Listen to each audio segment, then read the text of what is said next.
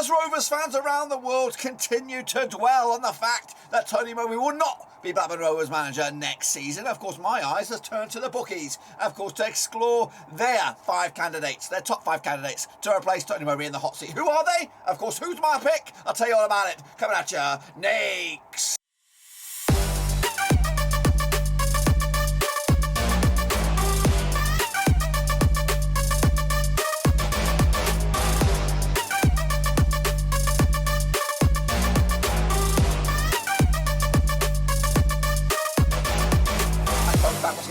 Today we're taking a look at the potential candidates to replace the gaffer Tony Mowbray in the hot seat next season out in the Championship. And we'll get to that in just a second. If you know where you've been, smash your subscribe to keep back today. All things Rovers related, Blackburn Rovers related, and Blackburn Rovers related. We're going to all hear boys under one roof. Right, there is a list developing of some credible candidates as I'm getting a little bit excited about the potential replacement for Tony Mowbray in the hot seat. But who are the top five? We'll take a look at those in a second. Of course, big shout out to VIPs. They're the patrons, guys. Thank you for loving, of course, behind the scenes. You know who you are. Of course, the season is still, of course, ongoing. We've got one final game, and that will be against Birmingham, where the gaffer Tony Mowbray will take charge of Rovers for the final time. What appears to be the final time, anyway. Of course, you never know. He might come back in 2, 3, 4 years. He might return to take up the hot seat. But of course, this looks like it's the end for Tony as Gafferino. But of course, who are the Power Five? Well, I'll take you about look at those in a second. Of course, once again, make sure you smash your subscribe. Check the links down below: Twitter, Twitch, Facebook. But anyway, here we go. Of course, take a look at Tony Mowbray. That's right. It's been coming. Of course, for me, I've been, if I'm honest with you, it's been about a year too long. I think Tony Mowbray probably should have walked away at the end of last season. But all credit to him, and of course, what he's done this season, he's made Rovers into a playoff contenders. Of course, we had a very, very strong roller coaster-esque season where we were in the top two for a good portion of the season. It did look like we were going to go for or make the playoffs at one stage, which would have, for me, warranted a new bloody deal. But of course, that has, of course, ended up not being the case. Of course, now we are outside the playoffs and, of course, trying to salvage a top 10 finish as we look forward to the last game of the season up against Birmingham, of course. But yes, here is Tony Mowbray averaging around about 1.47 goals, 1.47 points a game as manager of Blackburn Rovers. Of course, he was there way back when. When did he take over the reins? He took over the reins. I'm trying to go back now. The first season was back in the 2016-2017 season. And during that season, he actually picked up 1.47 points a game as well. But of course, he did manage to steer us back at the first attempt, of course, from our League One relegation, coming out on second spot on that Badger, and of course doing very, very well, and of course giving us some good memories and good icons, good era that was for Rovers, and of course the start of Tony Mowbray's Championship era. Of course, following on from that, we did have a season, our first season back, we're picking up around about 1.30 points per game, which was okay. It was a good steady Eddie. We're finishing around about 15th in the division before we surged up to in 2019-2020 up to 11th.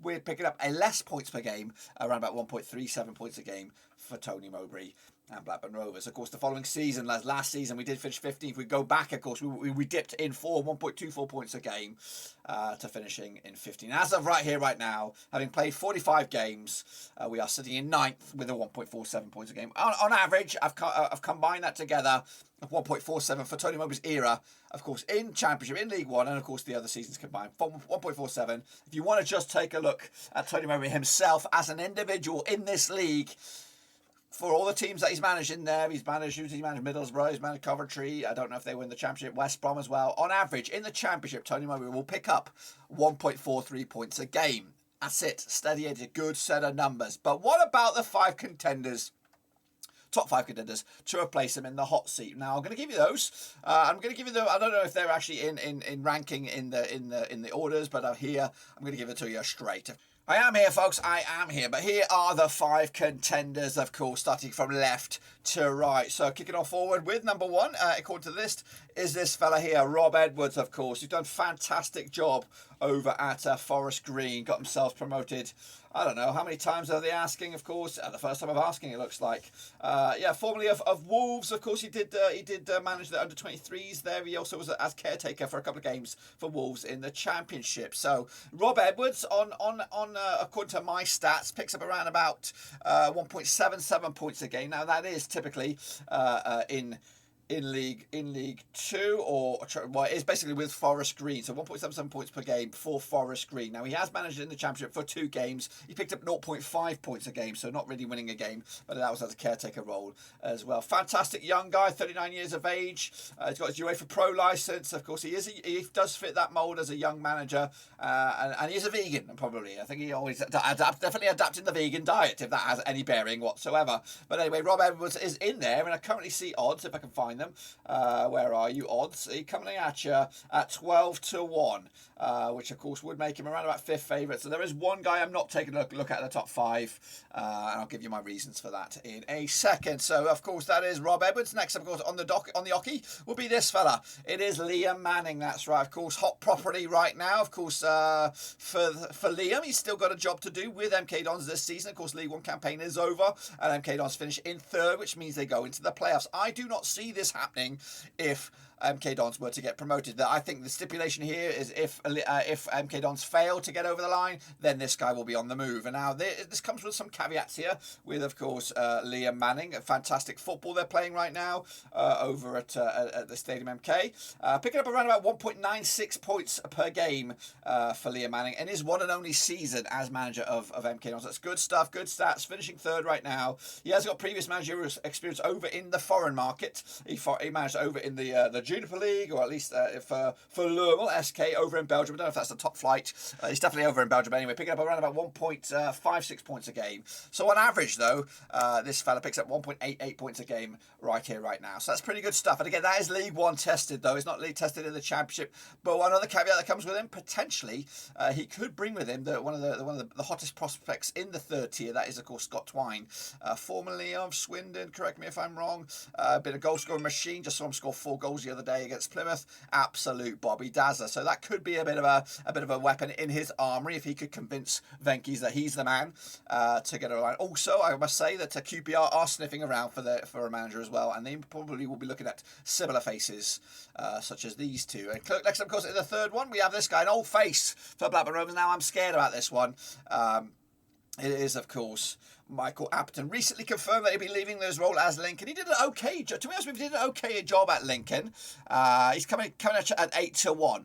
I want to go back, and Liam Manning is 12-1. Just stress you that 12-1 is Liam Manning. But Michael Appleton 8-1, formerly of Blackburn Rovers. Of course, when he was at Blackburn Rovers, it didn't work out. 0.91 points per game. That's back in the 2012-2013 era. We gobbled him up from Blackpool, who picked up 1.18 points per game for Blackpool. By both sides in the Championship there. Again, he has got managerial experience up and down the leagues here. He even managed one game in the Premier League for Leicester City, of course. But he's made his name, really. Of course, got himself back in tremendous shape for Lincoln City.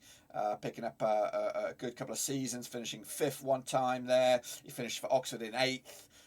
He's done all right in League One, but really, has he got the mettle to manage upper level in the Championship? His Championship points per game, he's managed 52 times in the Championship, 1.04 points per game. But his tenure at Lincoln comes at you with a 1.42 points per game, which is not great. Again, if you want to look at it, again, he is 8-1, currently 4th favourite in the bookies on this one, but I wouldn't want to touch him with the barge pole, to be honest with you. He's a good manager, still young. What is he? He's 46. I say that because I'm in that similar age bracket myself. 46 years of age. Yeah, for me, I would pass on this one. Pass. We've been there before. It didn't work out. Never go back unless you know it's Tony Mowbray or someone else. Next up, we have the hard rock sensation. It is Gareth Ainsworth coming at you at 2nd favourite, 5-2 for this. Of course, he is a Blackburn Rovers fan by nature. He was on the books as a youngster. Bloody hell, he comes with his whole head of hair and leather jacket as part of the package as well. And again, you can't knock his record as manager of Wycombe. He did do a little bit for QPR. He managed 10 years back then, 1.10 points per game back in the day. Now, he is, of course, formerly QPR man as well, so he may be on their shortlist as a potential manager. And again, he, just like Liam Manning, has a job to do still at this time to take care of Wycombe Wanderers. And again, if Wycombe Wanderers were to get promoted, he would probably stay at Wycombe Wanderers to do a job. But in fact, he might be convinced to move on, because he's done it. He's done that before, been in the Championship with Wycombe, And again, an opportunity like this for Blackburn Rovers to come knocking, he might actually consider this. And I'm not, again, I don't know. I don't know too much about Gareth Ainsworth as a manager. I know he will bring his heart and soul for the job, but what about his football? Is his football more stodgy? Is it more bog standard 4-4-2 kind of stuff? But maybe that'll suit us with Gallagher up top. I don't know. It is a gamble, a big, excuse me, high risk gamble, especially when you consider the number one candidate in my eyes and also the bookies' eyes as well. And again, when you look at this, the names in the bookies are just a list of names that the bookies threw out there. No one's actually been approached. Nobody's been in the interview room. But of course, once those names go out, the pundits like me will pick a little bet and of course a little gamble on it, and that's where we are today. So as it stands, Gareth Ainsworth is 5-2. In the bookies, he picks up around about 0.89 points per game in the Championship. That's, of course, with his time at Wycombe that one season, and, of course, that handful of games at QPR. But, of course, this campaign, picking up a 1.84 points per match. But, of course, on average, at Wycombe, he picks up a 1.45 points per game. Remember, Tony Mowbray with a 1.47. And, again, you've got to look at all these with a grain of salt. And then, finally, wrapping up, it is my favourite, my number one candidate. It's been my number one candidate for me since Valerian Ismail went to Turkey and took over the reins of Besiktas. Now, if, of course, the war in Russia, or the war involving Russia, was not going on, this guy would not be available. He'd be there with Krasnodar, and of course it wouldn't be. So I think with his proven Championship record, it is too silly not to say no. He comes with pedigree, prime time pedigree. Of course, he's currently 2-1 favourites for the job here. Not odds on, because I just don't think it's gone that stage yet. It's gone nowhere to say he's odds on. But anyway, he did start. Remember this, folks. Remember, if this was to work out and Blackburn Rovers gobble up Daniel Farke, he did start with a bit of a whimper. His first season at the Championship, finishing 14th with Norwich. 14th. Picking up 1.30 points a game. That's a full 46-game season. Bit of an average squib, but the second season was where it's at, was for Norwich. Get himself promoted, losing just 6 games, 2.04 points per game. We have to be patient with this guy. Yes, he turned Norwich into a yo-yo club, getting promoted, getting relegated, getting promoted, getting relegated, and of course he's back. But last 2 seasons in the Championship, he finished top draw first on the Oki, of course, picking up 2.04 points per game in his first Championship winning season, 2.11 points per game in his final Championship winning season, both with Norwich as well. But remember, the first season took a bit of time to get in the groove, and I would accept that. If we were to give him a 3-year deal, I would accept Daniel Farke to give us a mid-table 15th place, 14th place season, as long as we are heading in the right direction. The signs are there, the positivity is there, of course. So that's what we've got to bear in mind. We are trading in Tony Mowbray, who has steadied the ship, has made us a Championship team once again, a decent Championship side as well, and one that have also competed for playoffs this campaign. So 1.82 points per game is Daniel Farke's record in the Championship. I'm not going to bear in mind, I am going to bear in mind his Premier League points per game and stuff. But his tenure at Norwich has accumulated around about 1.50 points per game. Again, that includes Premier League, it includes his debut season at Norwich, and of course the final 2 seasons in Norwich as well. So and he currently comes at you at 2-1. The other guy I didn't include there was Damian Johnson. So take that from what you will. On that badger, where are we? So let's go back here a second. Of course, there is another little bit of something that you might need to take into contention, of course, and it is this. Now, this is an article that's posted when I was down in the doldrums with Blackburn Rovers. I thought it was game over, and Tony Mowbray was on his way out last season. So give me a second here. Where are you? There I am. Of course, so it's posted here. This is We Love Football League, the 72.co.uk. Now, this was done, a quote taken from Nixon, what's his name? The Nixon fella, the Sun.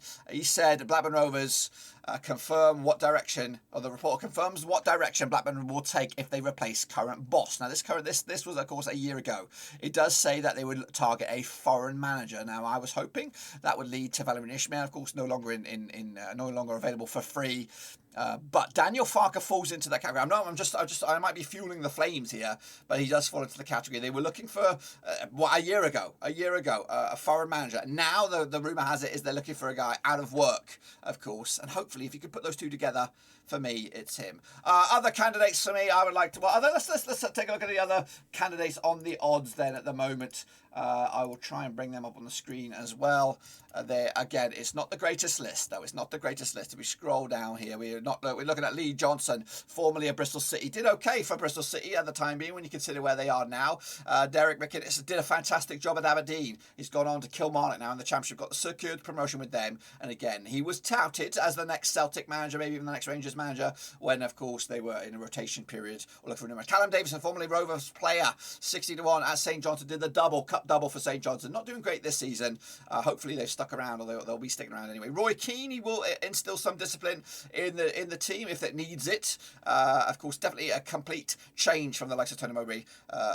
He would be Rob Edwards, Liam Manning, of course, with the rest. So realistically, if this is the list, there's two guys I would not consider: Damien Johnson and Michael Appleton. I would definitely go for Farke. He is my number one choice. Gareth Ainsworth would ideally be second. Liam Manning, well, in fact, Farke, Manning, get my vote. Rob Edwards would be considered in the mixer as well, and I would be interesting to see what they would bring. But that is it. That is my take on it. What's your take on it? Of course, I'm getting a little bit excited now by looking at the odds, by looking just reading between the lines, stitching a couple of things together. But yeah, I'm hoping Rovers go for this one, go for Farke, and of course, and waste no more time about it. Because as the seasons come to a close, we've got a week left of the season, Championship playoffs and all that. There might be a managerial merry-go-round, and we might miss the opportunity to take Daniel Farke. The new Neil Warnock, you would imagine, but German. The German Neil Warnock getting over the line, getting the jobs done, getting the results in, and of course back-to-back seasons, Championship winning seasons in the Championship is tremendous stuff. I'm not saying we were going to be in that candidate, but if he could put us in the right direction, put us on track for playoffs within a couple of seasons, then I think we would make the right choice. But that's just my take on it. Be sure to give your own take down below. But of course, we'll be back and keep an eye on this situation as it develops. But until then, boys, that's it. Smash your subscribe, smash your thumbs up for more content like this. But until then, boys, we're done right now.